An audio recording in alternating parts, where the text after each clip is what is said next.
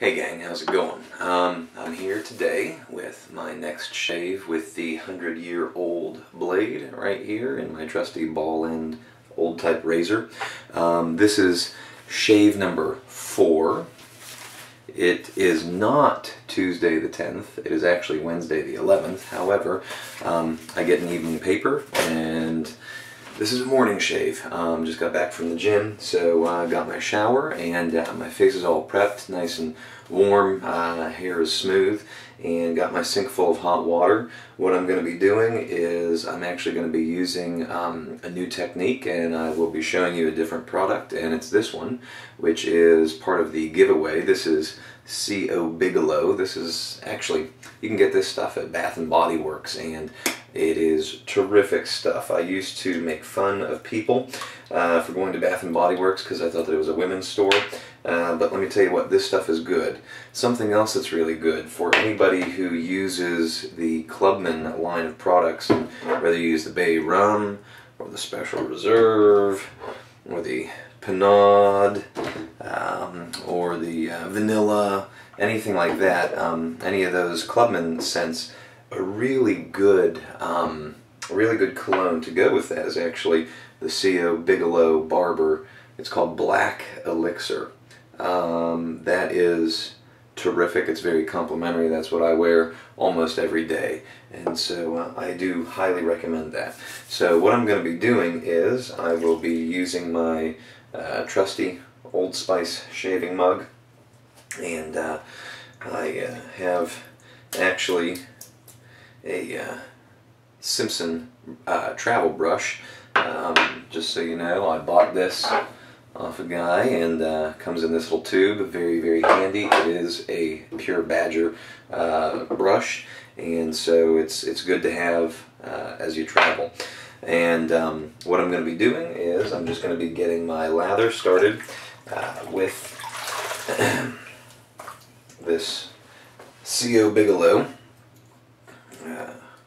shave cream. Now, to use this, okay, there's two schools of thought. You can take a little dollop on your finger or something like that. I actually squeeze it right, oh, not like that, got a little bit anxious. I squeeze it right onto the brush, and then I take the brush, and the brush has been soaking in water. I add a little bit of water, and just mix up that lather. Mix it up.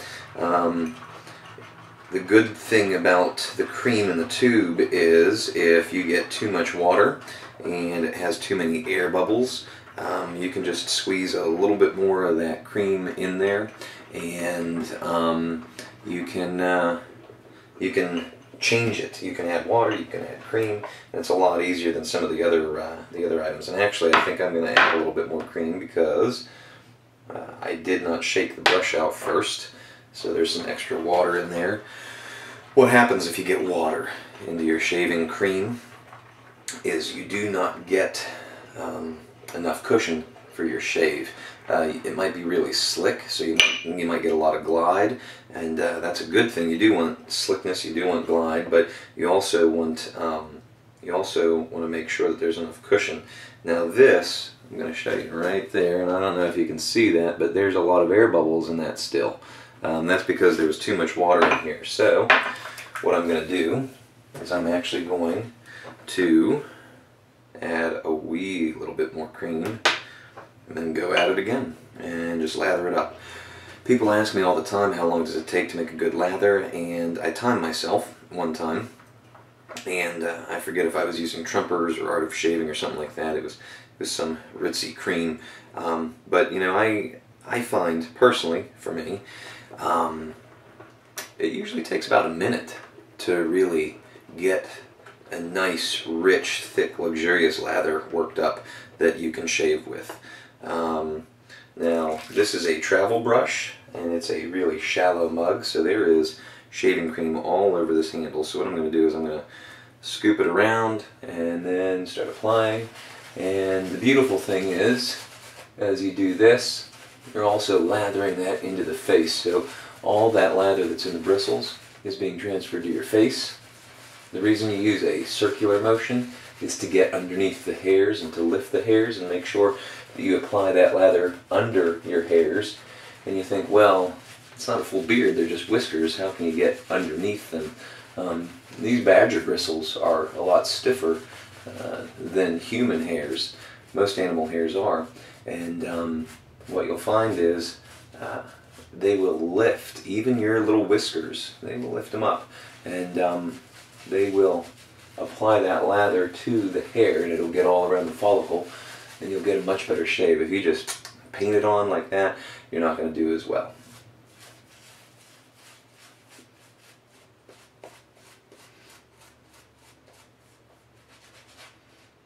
Then you just smooth it.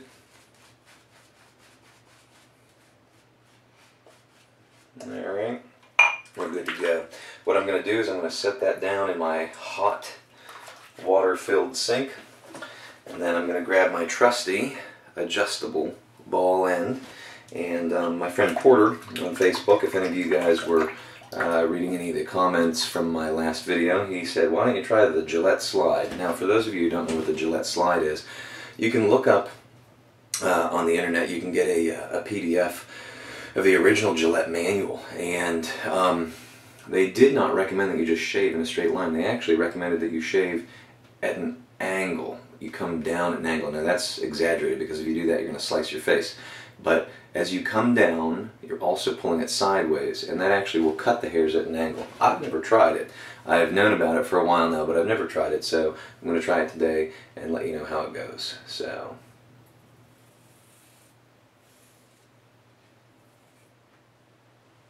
uh-oh.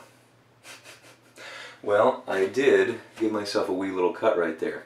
So my angle was a bit too extreme. You can see I actually, when I hit my cheek, it slid a little bit, because that is really slick lather. But I'm actually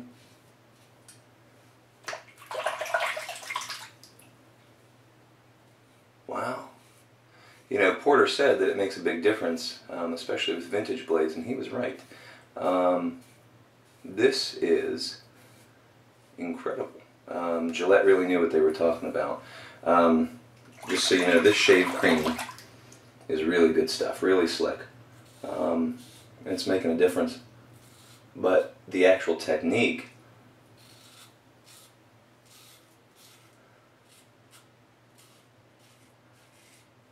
wow.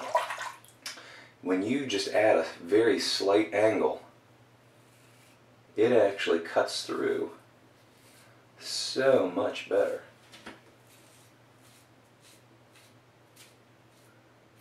Wow.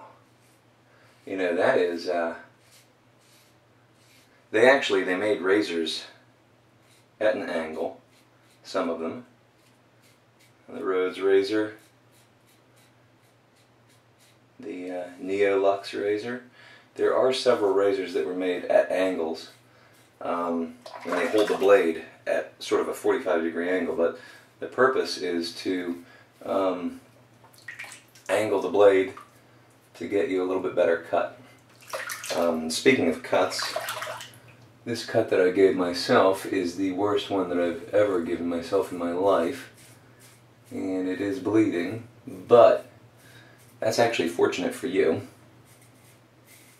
I'll show you what to do with a cut. My friend Gary Hartzell gave himself a cut. I think he might have been using the Merker Slant, actually, when he gave himself a cut. And it happens. So for all you newbies out there, don't be worried if you cut yourself. It does happen. And don't let anybody fool you or lie to you. Even people who've been wet shaving for years sometimes cut themselves. Wow, that is really nice. Just bringing it up at a very slight angle. Wow, that's really good. Really good. So, I think that what I'm going to do for today is I'm only going to do one pass, and I'm going to doctor this cut a little bit, because I want you to see how to do that.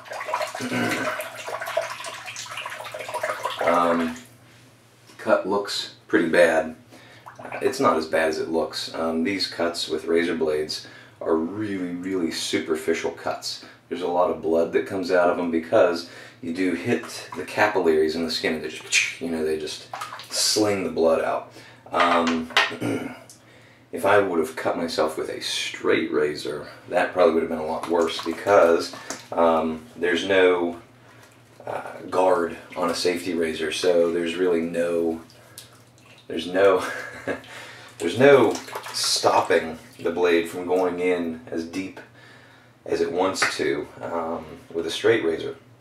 Whereas with a safety razor, you may nick yourself, you may scratch yourself, you may scuff yourself, you may even cut yourself. But if you do, it's not going to be nearly as bad because the blade exposure is so tiny. I mean, we're talking like, maybe a millimeter or two in some cases. The blade exposure is so minuscule that with a safety razor, you'll never cut yourself seriously enough that you'll need stitches. With a straight razor, that is possible, but not with a safety razor. So here's what I'm going to do. Good tutorial on how to fix a cut. First of all, I've got my warm towel. What I'm going to do is I'm going to rinse. If you can see that some of that blood off, I'm going to rinse that off.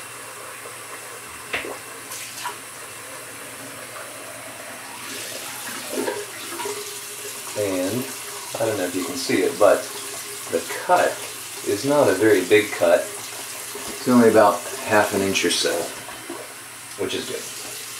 Not a problem.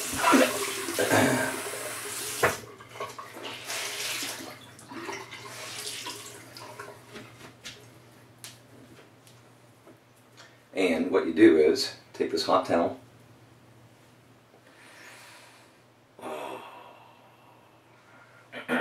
Now you let that sit on there for a little while. And I normally do this at the end of the shave anyhow. But you wipe everything off. Get that all taken care of, and you can see a wee little bit of blood on there. What you want to do is take your handy dandy styptic pencil. Now, this is a styptic pencil. It comes in a little tube.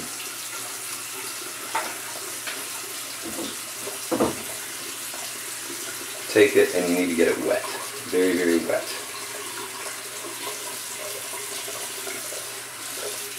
And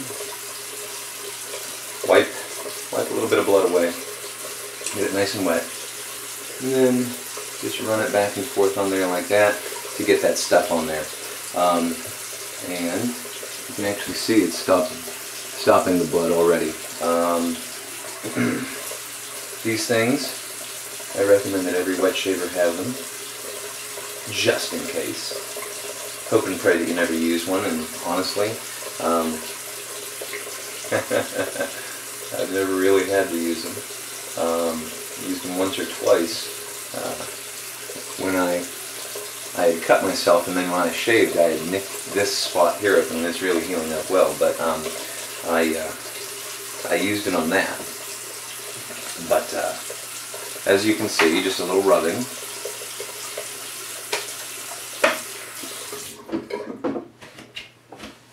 And you can see it's sort of white, sort of creamy on there, but the bleeding is stopped. So all the chemicals are working the way they're supposed to be working. And what you do is, when that dries, it'll dry and it'll make like sort of a white, powdery type of substance. And what you want to do is you just wipe it off. You can either rub it off with your hand, or you can take like a damp towel or cloth, something like that, and just clean it up. And the blood shouldn't come back. If it does come back, you can apply a little bit more and just let it sit there for the rest of the day. But I've never had a cut like that before, and honestly, this one, for as bad as it looked, I don't think that it was that bad, and I don't think that it'll be bleeding again. So, just by way of reminder, I do have the giveaway contest coming up on the 21st. I'm going to be posting a lot more shaves before then, so that you can see about 10 shaves or so that you can get an estimate of how long it takes me to do a 2-pass shave. I will post a link here in the video to the other video, because in order to enter the contest you have to comment on that video. Don't comment on this one, don't comment on the shave video from the 21st. To enter the contest, you've got to comment on the original contest rules video that I posted yesterday. Alright, so till the next shave, I hope that you guys have a great day. Hope you have a great shave, and shave on.